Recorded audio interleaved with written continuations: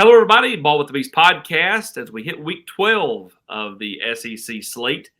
Brought to you by our great friends at White Insurance Services. They are Brent Hubbs and Paul Fortenberry. Paul, we'll start with you. Tennessee, took it on the chin last week. Everybody knows the take from Brent and I. Your overall take as we start this podcast about Tennessee's loss at Missouri. I mean, just a total disappointment. I don't know how else you talk about it. I think the last thing we talked about was, quote unquote, if Tennessee hits 40, they're going to be in great shape. Well, Tennessee was lucky to get 7. I mean, you take away one 45-yard pass play on a great catch by Thornton, and the offense was, I mean, they don't score. They looked horrible. The turnovers, the penalties, they couldn't get the run game going. I don't know if you maybe abandoned the run game as strong. The pressure was there. Maybe they felt like they had to pass the ball, but just totally, maybe Jalen Wright's fumble in the second half. I don't know. But, there's no other way to talk about it except just to say that Tennessee got totally dominated up front. This is a line of scrimmage league. They got beat up front, and then that guy right there, number 7 for Mizzou, that made him look like Herschel Walker or Alvin Kamara. I mean, he was catching it out of the backfield. I mean, he looked – Hubbard, we were talking about who's going to win the Heisman race. If you had a one-game snapshot, that guy. I mean, that's how dominant they were. And despite all of that, Tennessee is driving late in the third quarter, fourth quarter to cut it to a one-score game. That's what's the most baffling part about this. And I think you guys talked about this in the podcast earlier this week is how do you look at this game if you're Tennessee? Do you just say, hey, guys, we were one possession away from making it a one-possession game. We were closer than maybe you're feeling after this. Or do you say, hey, we just got beat up? And I think that, the message maybe to the players is we were this close. We got to lock in. We got to grind it out towards the end of the season. But then the coaching staff has to take a really strong look in the mirror and say, hey, guys, we just got totally dominated in this game. Maybe the score didn't show that as much, but physically just dominated up front. I was stunned by that. So stunned, AP, stunned. Talk about the run game. However, I thought Congress eliminated the filibuster. I've filibustered all week. I've been waiting for this, AP. I've been waiting for this since Saturday at about 7:00. I mean, anybody that's listened to the Mailbag podcast earlier today knows where I stand on this deal. I mean, I think you have to look at it from the standpoint that you got beat in all facets of the game. You got handled up front. Yeah, it was closer. You could have done this, that, or whatever. But defensively, you had guys wide open. You got shoved around. Offensively, you didn't shove anybody around, and they beat you. So that would be my takeaway, as opposed to the AP. We're one play away, or who was the coach to you that said they were 7 plays? Was that Butch? Was that Phillip? 7 plays away. That's a whole game. 7 plays away from being 9-2 or whatever their deal was. To me, that's not this game. Yeah, they were several 100 plays away. It is what it is. I'm tired of talking about this game. But we'll continue to talk about Missouri as they will host Florida this week. Missouri has the New Year's Six Bowl in its sights. They've got games with Florida at home and then Arkansas, an Arkansas team that looked bad last week. In its windshield. So, what do we think about this matchup with Florida, who played pretty decent and kind of moving up and down the field on LSU? Can they do the same to Missouri? Yeah, Florida's such a – I don't know if you can still say this 10 weeks into the season, but a mystery or, they're such an up-and-down team, Which Graham Mertz are you going to get? He's played better as of recently. Yep. But with a team that lacks consistency like that, you've got to go with a team that, based on what we saw last week, Missouri – I mean, they're on a roll. They're highly motivated. At least they look like they're going to be playing at home. What does Florida have to play for this late in the season before, Florida State to end the year? So I just don't know what Florida you're going to get. If you get the good Florida, which I think there is a good Florida, I think this is a competitive game. If it's not the good Florida and we get the Florida that we've seen as just as much as we've seen the good Florida, we get bad Florida, then this will be a Missouri walkthrough. They'll win by, 3 touchdowns. So that's my, I don't have a great feel for this game because if good Florida shows up, I think it's going to be competitive. If bad Florida shows up, I think Mizzou wins fairly easily. Well, Hubbard, Missouri, again, trying to get to the New Year's Six if they can win out. Florida trying to get to a bowl. They need one more. They lost last week to LSU. Now they play Missouri, and then they play Florida State. So they've got to get one of these next two to get bowl eligible in year two. They have something to play for too. Yeah, the one thing that stands out to me when you look at this graphic up here, 7:30 p.m. Eastern time in Columbia, Missouri. Ooh, what's the weather? Going to be about 28 for the low, so it's going to be 55 for the high and sunny. So you're talking about kickoff's going to be when it's dark, you're talking about kickoff's going to be in the probably mid to low 40s, and you're going to fall down into the 30s throughout the game. Mm-hmm. I don't know how excited Florida will be for that. We'll see. I think that's actually an interesting storyline in this game with Missouri getting this game at home. Florida does have plenty to play for. Missouri's just got a ton of confidence right now, right? I mean, even though they lost at Georgia, we talked about the Tennessee game. How does Tennessee feel? Literally, Missouri got on a plane and went back home from Athens, Georgia, and went, "Hey, we were 2 or 3 plays. We're close. You were right there." Okay, yeah. That was not a sales job to say that. So I think Missouri's feeling pretty good about themselves. It's a physical football team, a veteran football team. They've taken their lumps to get to this moment. Feels like you get a more consistent Missouri and not a consistent Florida, but we'll see what it looks like Saturday. I also wonder about the whole game motivation, because I think when teams have had up and down years or disappointing years, you get to late November, do you want to go spend another month with the football team with coaches maybe you don't like? Maybe are a couple of coaches not going to be back? I don't know that plays out all the time. It didn't always help Tennessee when they needed 1 or 2 to get to a bowl game, because we saw a lot of times that they weren't able to make it. And I wonder Missouri obviously has a lot more to play for than Florida.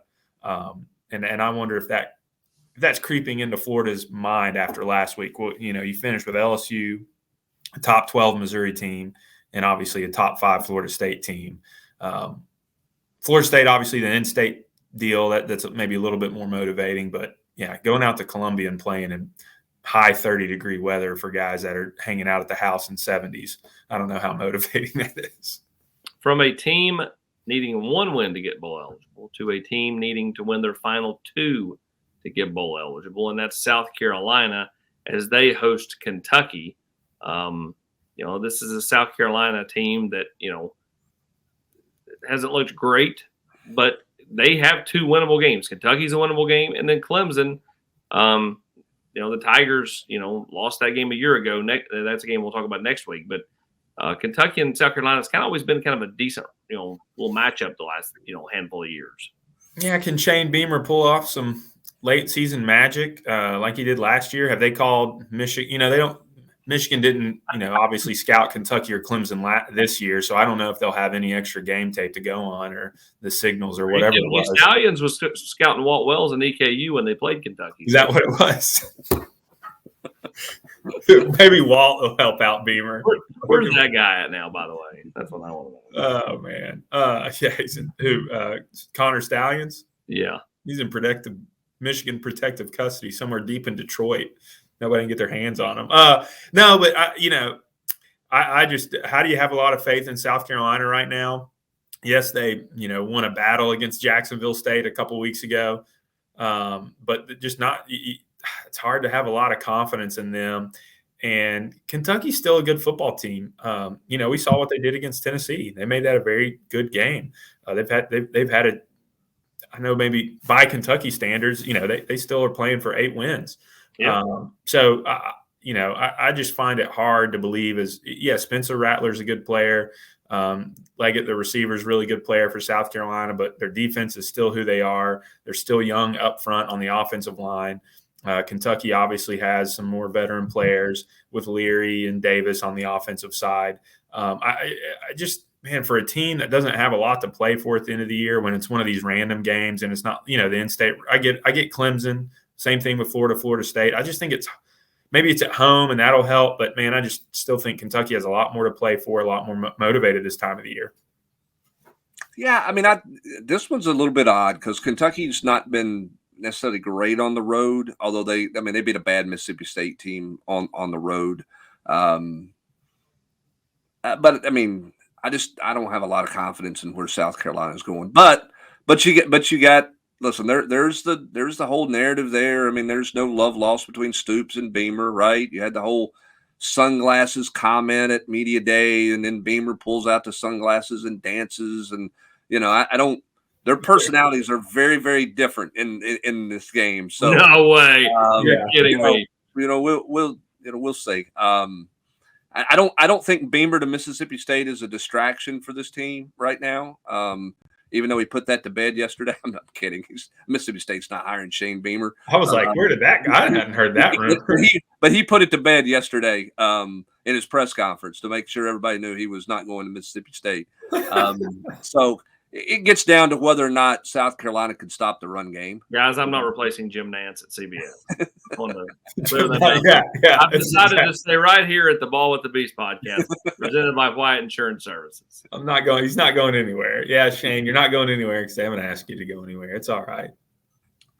So can South Carolina stop the run? And listen, I mean, can they stop Leary? I mean, Leary's playing better. Leary or O'Leary? Well, he's no longer O'Leary because he's Tennessee knocked the O off of his name when he played Tennessee because he threw for about 400 yards. So he's, I think he's got more confidence in this system where he's at right now. South Carolina has a hard time stopping the pass and the run, but they will come out hair on fire. South Carolina will to start this game. You think Beamer's going to have them motivated? He will have them ready to run through it. Now, it may not last long, okay? I don't know, but they will come out. This will be kind of the Armageddon type deal for him. That's the way he'll have this thing, going and blowing over in Columbia. Then here at home, Tennessee looks to try to figure something out as they host the top-ranked Georgia Bulldogs. Paulie, this is a series that Tennessee's not won since 2016 when Juwan caught the Hail Mary. Which was Kirby's first year in Athens. And they've been decimated by, a more physical group of Bulldogs several times since then and have not been able to run the football in this series at all in the last couple of years. Yeah, and unfortunately, it feels like it's trending in that direction after last week's game and after these last 4 or 5 weeks that Georgia's played, they just keep getting better. They figured out their identity. Carson Beck is a really stinking good quarterback. Brock Bowers is back healthy. Maybe they're not the greatest team on the ground, but they're good enough. Averaging a little over 5 yards a carry. And then defensively, they don't have the stars at this point. They may end up first-round draft picks, but what we've come to know over the last couple of years, they're not household names like they were. But man, their defense is just really good. They're really fast again. They're very physical up front. And it's a different kind. The last 2 years, Georgia's defensive line was so big and athletic. And maybe they're not as stout or as big this year, but man, they're still athletic. So a tall task for Tennessee coming off, but that and, the Missouri and Florida game were both just horrible no-shows on the road. But now you're at home where Josh Heupel's been really good since he's come to Tennessee. You still have some, Jalen Wright's still a great weapon. Dylan Sampson's still a great weapon. I don't think Joe didn't play horrible last week. He didn't play great, but he didn't play horrible. He's a really solid game manager. I don't know if that can beat Georgia. But I don't this is a weird one because maybe it's the orange tinted glasses, but it's like one of those where this just feels like teams going in 2 opposite directions. The storylines make it really easy to pick Georgia, winning big. But at home, does Josh Heupel, can he rally the troops? Can they make this interesting? Can they figure out how to get it to the fourth quarter? No. I don't know. I'm not ready to go all in on Georgia just yet. Yeah, setting you up, folks. Watch at the end, and he'll pick Georgia by 3 scores. Just got to keep him watching. Watching. It's so true, though. It's one of those games where, nobody's giving Tennessee a shot. Now, again, can they find a way to where Georgia Hubbard is kind of like going through the motions early. And then, sometimes even for the best of teams, it's hard to just flip the light on, right? So like, does Georgia have a kind of a slow start? If they have a slow start and Tennessee's able to do anything, then maybe they can hang around. We'll see. Well, I think what's interesting about this Georgia team, and while some people have been not as bullish on them, is because they've trailed in a bunch of games this year and have come back and won games that way. They have not been a fast starting team. When you look at them, they're not dominating by any means in the first quarter. What they've done is they've separated themselves from everybody in the second and third quarter. I think their scoring in the second quarter is like 149 to 40 or something like. It's nearly 100 points different. And so the challenge for Tennessee, in my opinion, is I can see a good start from Tennessee, but can Tennessee make it a 60-minute fight?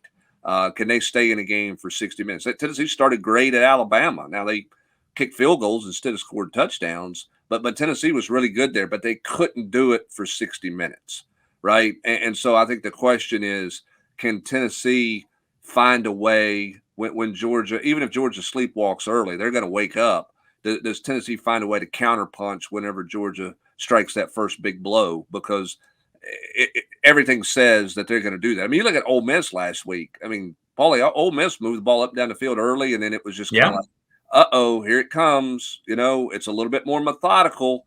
It takes a little slower to get wound up, but when it gets going, it gets going. And that's what felt like it happened in that game last week between Georgia and Ole Miss. You're exactly right. The Ole Miss game, you're into the second quarter and they're still getting inside in the red zone against Georgia. And you're hey, this is going to be a battle. And then you're right. It's just like something flipped and Georgia was able to start to pull away and obviously ran away with it in the second half. The other thing too, Hubbard, on this one, I know, and deservedly so for what I'm about to say, deservedly so, SEC officiating deserves the fair criticism that has been directed at them. It is 100% fair. But Tennessee, they commit way too many penalties. They hurt themselves so many times. They get behind schedule, and they don't have the explosive playmakers like they did last year to get themselves out of trouble. They were penalized last year too. That's something that Josh Heupel has to correct in the offseason. Is I get it. You're going to have some of those because of how fast you play. But some of these other things, they're correctable, and you have to correct them because when a team is not as talented this year, you just can't keep falling behind schedule and giving people stuff. You just can't do it, and that's hurt them just as much as anything else has this year. This podcast is brought to you each week by our great friends at White Insurance Services, led by a great team that features the illustrious Paul Fortenberry. Paul, as we head into, again, the late November, early December, Wyatt's got a lot to be thankful for, and the Christmas season's right around the corner, or in my house, already here. Something that I know you guys are excited about. Yeah, we've had the great debate at the Fortenberry household. When does the tree go up? Post-Thanksgiving, pre-Thanksgiving. So, hey, we're holding strong. Still not up yet. But, yeah, this time of year, obviously, in the insurance world, we're really busy with the January 1st renewals on the employee benefit side as well as our side, the commercial side. But we do have a lot to be thankful for, AP. I'm thankful for all of our clients. I think through just we got to go through some renewals with some close clients this week, and just it's so fun to see a plan that we put in place a couple of years ago really take fruition, like we're seeing some come out to plan now. We help them with some of their insurance and helping them lower it over years through good risk management practices. And so to talk to the owner and see how happy she was to see not only their insurance costs go down because of the good risk management practices, but also just healthier employees, safer employees, their vehicles lasting longer and stuff like that. So that's truly what we love to do, is come alongside our clients, help them create a plan, and not just bring them a piece of paper with some numbers on it, but create a plan that's going to benefit them long term. And so super thankful for our clients and that we're able to do business with them, and looking forward to Thanksgiving and Christmas coming up. Absolutely. Give Paul a call today, 865-862-3997. That is Wyatt Insurance Services. They are ready and willing to help you with your insurance needs. Last week at the picks, it was kind of a bunch of nothing because we all took the same, right? I mean, you look at the records. Paul's 78-14. Brent and I 77-15. We do thank Megan for putting me ahead of Brent, even though we were tied. She did that alphabetical order, and again I bet on Justin Wilcox. That's what I was about to say. And he's on the hot seat now. On the hot seat. Yes. And Sam Pittman got me on his way out the door. Multiple times. He got you 2 weeks ago when I took him, and then got us both. Then we all yeah. Well, what a no-show that was last week. Holy seriously. Smoke. After showing something, then they showed nothing. Yeah. All right, let's take a look at the picks. Payday Friday or Payday Saturday for everybody. That's right. It's movement. It's movement week for me. I've decided to go on a limb with a couple of these picks. Did you really? I can't wait to see these. AP. He took Texas Abilene over A&M. No, I took Florida on the road at Mizzou. Ooh, I was wondering if anybody would get brave. I wondered, would anybody pick New Mexico State at Auburn? Yeah, Auburn's been good. Auburn's been pretty good at home. I tell you, the one that I was intrigued by, that had they been a little bit better, I would have given them a look, and that's the Southern Miss Mississippi State game, because I have no idea where Mississippi State is at. The problem is Southern Miss has not been very good. Had they had a pulse, that one would have been intriguing to me, because I'm just not sure. Yep. I'm not sure if Mississippi State's got any desire at all to finish this thing out. I could see that. The New Mexico State one's interesting to me. So they punched their ticket to the Conference USA Championship game last week against the Liberty Flames, December 3rd, 7 o'clock, I think on ESPN2. And we'll take Liberty. Yeah, me too. But New Mexico State, when Hugh was at Liberty last year, final game, just destroyed Liberty, like 40-something to 14. I mean, it wasn't even a game. It was brutal. And their little quarterback's pretty good. Obviously, I think Auburn's going to win, but I wouldn't be surprised if it's a little bit closer than we thought. But that was the only one that I thought I just can't. Maybe if it was at Florida AP, maybe. We still got the bowl season. The bowl season, we made, that'll shake up a lot of things during the bowl season. It won't be as obvious as it has been. And next week we got some games. I think Auburn's pretty good on defense. I think they're underrated on defense. I think they got quite a bit of speed. They played pretty good defensive football down there this year. They have. They just can't score much. No. With a bunch of out-of-conference games, we have a whole nother slate of SEC games to look at. So let's take a look at the next page. And a lot of them will hold chalk, because I don't think anybody's taking. AP's taking South Carolina, I bet, over Kentucky. I am. Is that his pick? Give me Beamer. Yeah. I don't think that's a terrible pick, necessarily. I thought about it for a minute. The game's at night, which plays into South Carolina's hands because it'll be a little more rowdy over there. Kentucky playing in Starkville is not exactly hard. Kentucky was not very good in a hostile environment at Athens. They never gave themselves a chance to be in that game with how they got out of the gates and started there. I don't know if South Carolina can stop them, AP. You know what I'm saying? I just find these, having done the high school picks with Packer for years, these segments are way more fun when we don't go chalk. Huh. And so, I looked at these two games and I'm like, Florida's still kind of sneaky. Offensively, Mertz is playing a lot better than he was earlier in the year. Yeah. And then with South Carolina, this is a total coin flip game to me. Kentucky could easily win. If this was in Lexington, I'd probably have taken Kentucky, but it's not. So that's why I took South Carolina to get the win in this one. And as for Tennessee, Georgia, we'll go ahead and throw it up. Paulie takes Georgia to lose, takes Tennessee to win. No, hold on. Oh, you're not? No, I'm not. After we had Aaron Murray on, the Nation Sunday night, and Chris Lowe said, "Oh, you're not taking Tennessee to win," and he goes, "Oh, hell no!" I'm still shaken from watching Connor Cook on third down run for 18 yards when. Anyways, Georgia, you got to take them. They're figuring out who they are. The Beck kid's really stinking good. They've got some weapons offensively outside of Brock Bowers. They've got some good receivers.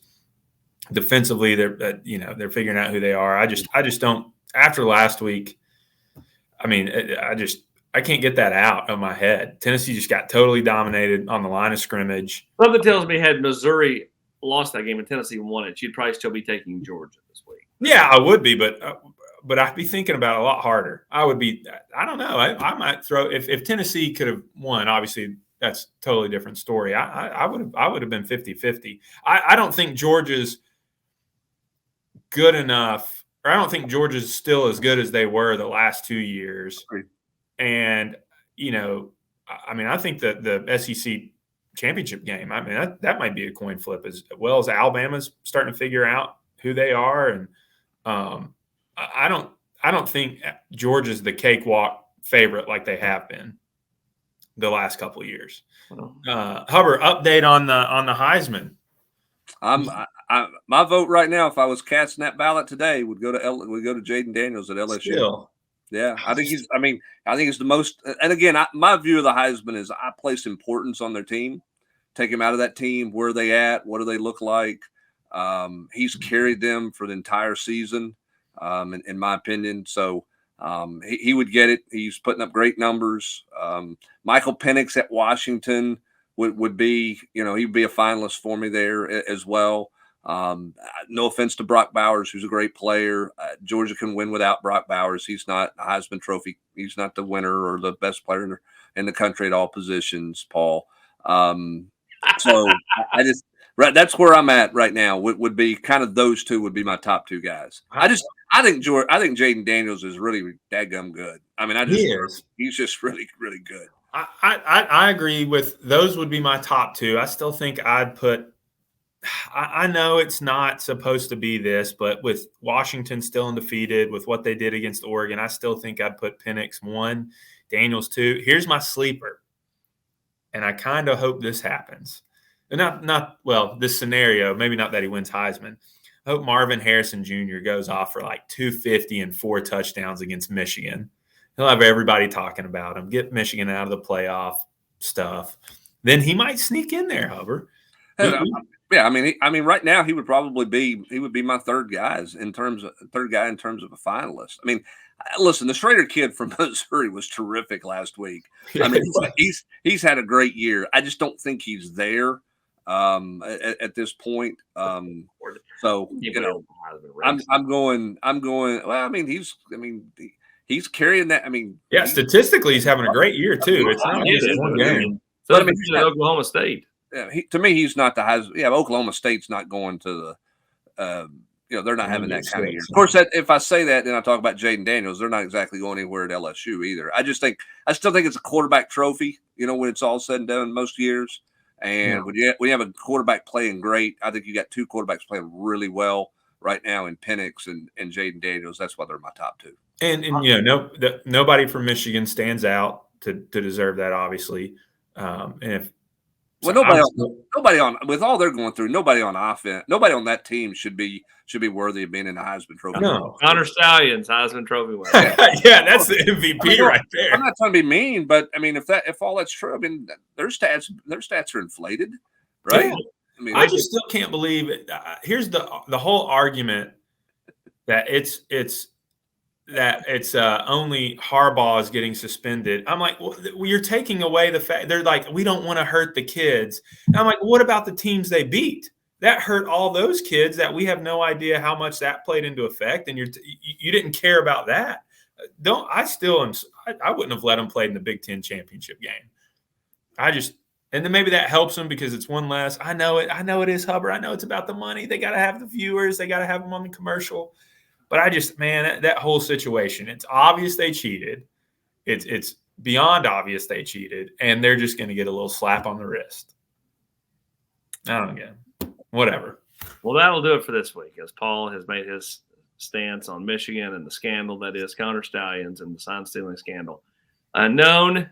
Before we get out the door, make sure you like and subscribe. And we want somebody you don't see every week here on the Ball with the Beast podcast is our producer, Megan Gunther. By this time next week, Megan will have her first little one here. Hubs Gunther will be here, and we can't wait for the arrival. We wish her nothing but the best of luck, and we will see her here coming up. Maybe you won't be here for the bowl one, but maybe next year. If Paul decides, if the great people at Wyatt decide to come back with the Ball with the Beast podcast in 2024, Megan will be back then, Paul. She'll be back. Can't wait to see her. Congrats, Megan. The Ball with the Beast podcast presented by our great friends at Wyatt Insurance Services. They are Paul Fortenberry and Brent Hubbs. I'm Austin Price. We'll see you next week, everybody.